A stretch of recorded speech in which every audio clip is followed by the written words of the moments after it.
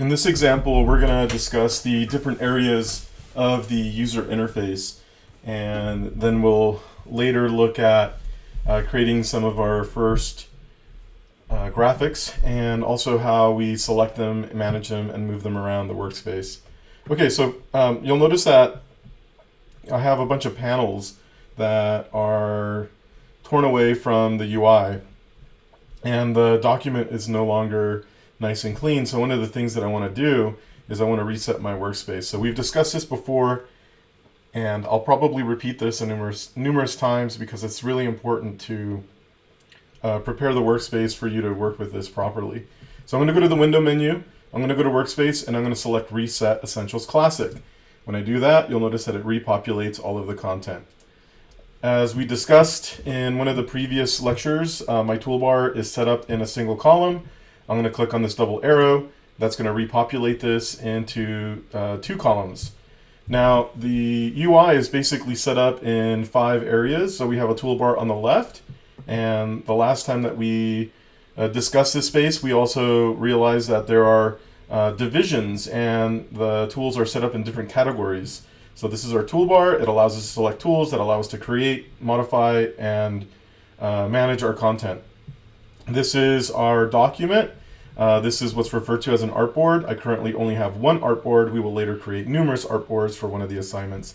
This is my pasteboard. So any graphic that goes beyond the edge or the trim, so the edge of a document, this is referred to as a trim. This red line is our bleed. Any graphic that goes beyond the edge will be displayed on the pasteboard. So don't be surprised, it's not like Photoshop. In Photoshop, when you go to the trim, the graphic disappears. Here you will continue to see it. And it's just one of those things you're going to have to become familiar with and learn to deal with. On the right, I have nested panels, and I also have a property window. You can see that we have these double arrows again, so you can nest your properties or you can open it. When I'm working at home, I like to leave the property window open because it has features that allow me to deal with managing my content, such as working with rulers, working with guides, snapping to lines and objects. This is like sort of self-centering and self-alignment tools. And it will also give me information about the graphics that I'm working with. So first area is our toolbar, second area is our workspace, third area is our panels and our properties. This space right here, this is called our control bar. And depending on the icon or feature that we're working with, we might get different information that will populate in this space. I can't get anything to change right now because I don't have a graphic activated. So this is our control bar, and the control bar will have redundancy, which means that we'll have similar features that you might find somewhere else in the software. So for example, we have the fill color and the stroke color. There's fill color and stroke color here. This is our stroke weight.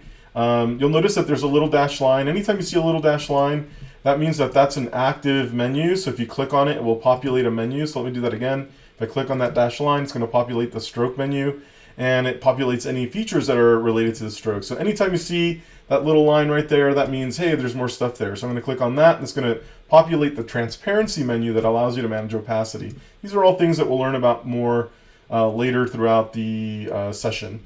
So once again, the control bar, it gives me features pertaining to an object or a graphic.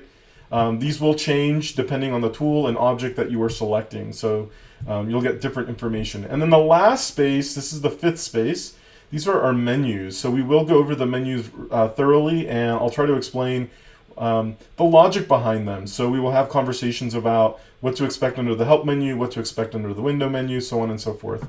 So once again, first space, toolbar; second space, the actual workspace or the document; third is our nested panels; fourth is our control bar; and then fifth, we have our menu. So this is basically our user interface, and we will become very familiar with this as we move forward.